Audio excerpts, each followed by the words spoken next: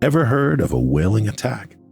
The whale will be a senior executive in your organization, but the attack can involve anyone. Cyber criminals use fraudulent emails that play on our human nature to trust and respond to our peers or to those in authority, usually quickly and efficiently. The following is a real-life story involving a leading publicly listed UK organization that lost nearly £500,000 to such an attack. The names have been changed to protect their identity. Imagine that you were the chief executive officer or CEO of that organization.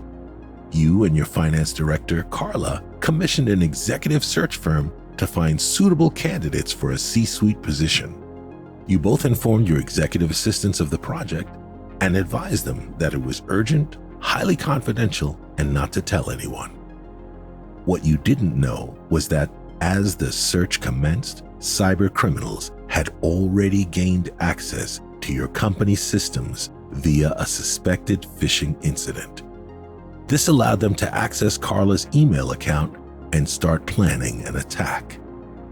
The first strike came when the criminals sent an email from Carla to her executive assistant, Bradley.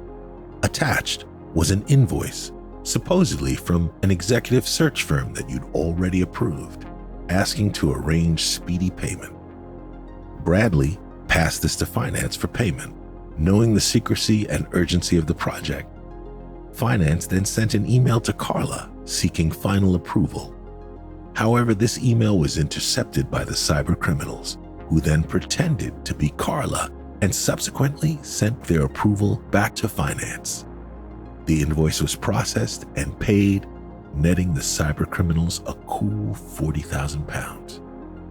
But the criminals were feeling lucky and thought, this is just the beginning. In their reply to the payment, the criminals highlighted that there remained an outstanding sum.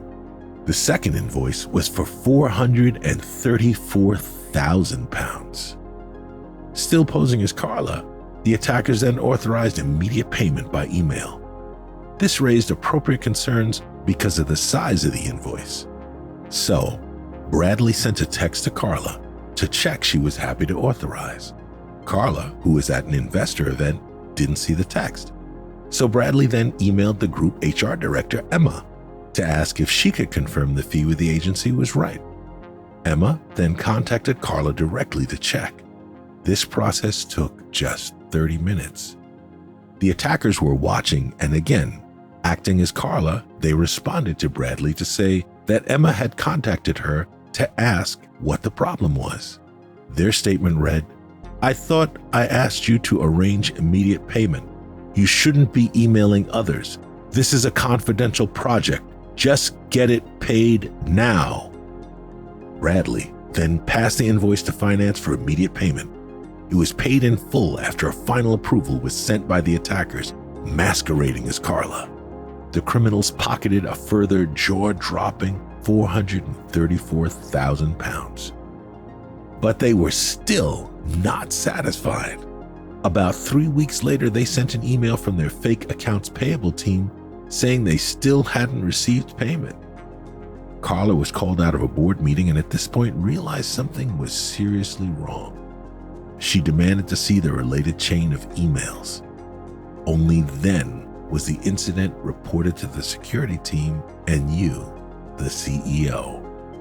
Until the board meeting, no one had spoken to you or Carla in person about the payment request or sought your approval. All communication happened through email, which the criminals had intercepted. In the aftermath, you commissioned an internal investigation into what had happened.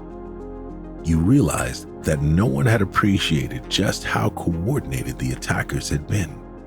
The right questions had not been raised at the right time. Not only had the criminals infiltrated the network and executive email system, but they exploited the secret nature of the project, stressed the urgency for payment, and mimicked the executive authority in sanctioning approval for payment at critical points. They played to their strengths and targeted your weaknesses.